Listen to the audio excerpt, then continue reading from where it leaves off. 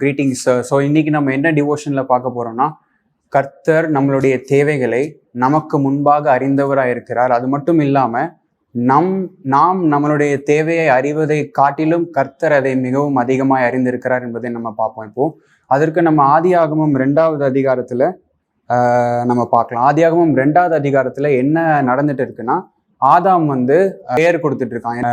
நிலத்தில் இருக்கிற மிருகங்களுக்கும் பறவைகளுக்கும் அவன் பெயர் கொடுத்துட்டு இருக்கும் பொழுது கர்த்தர் அவனை பார்க்கும் பொழுது கர்த்தர் சொல்றாரு, மனிதன் தனியா இருப்பது நல்லதல்ல அப்படின்னு. அதை நம்ம பார்க்கும்போது 18வது அதிகாரம், பின்பு தேவனாகிய கர்த்தர், மனுஷன் தனிமையா இருப்பது நல்லதல்ல, இது கர்த்தர் உணர்கிற ஒரு உணர்வு. இது ஆதாமா தனக்கு தேவை இருக்கு, தான் தனியா இருக்கிறேன் அப்படிங்கிறத தானா உணராத உணர்வு. கர்த்தர் அவனை பார்த்து, கர்த்தர் மனுஷனாகிய ஆதாமுக்கு ஒரு தேவை இருக்கு, அதை நான் பூர்த்தி செய்வேன் அப்படின்னு சொல்லி கர்த்தர் ஆதாமை நித்திரை அடைய வச்சுட்டு கர்த்தர் ஏவால படைச்சு கர்த்தர் ஆதாம் கிட்ட எடுத்துட்டு வராரு.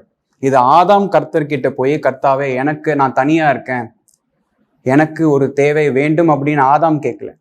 ஆதாமை கர்த்தர் அறிந்திருந்ததால் கர்த்தர் ஆதாமுக்கு கொடுத்த ஒரு உதவியால் தான் ஏவாள். ஸோ இதே தான் இயேசு கிறிஸ்து சுவிசேஷத்துல சொல்றாரு. மத்தேயு 6வது அதிகாரத்துல இயேசு கிறிஸ்து சொல்றாரு.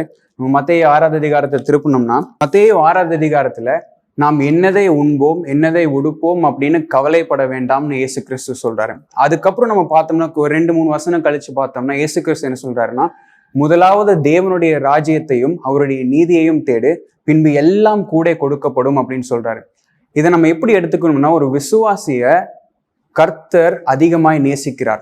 இப்போ கர்த்தரனை அதிகமாய் நேசிக்கும் பொழுது கர்த்தர் என் தேவைகளை நான் உணர்வதற்கு முன்பாகவே அறிந்திருக்கிறார்.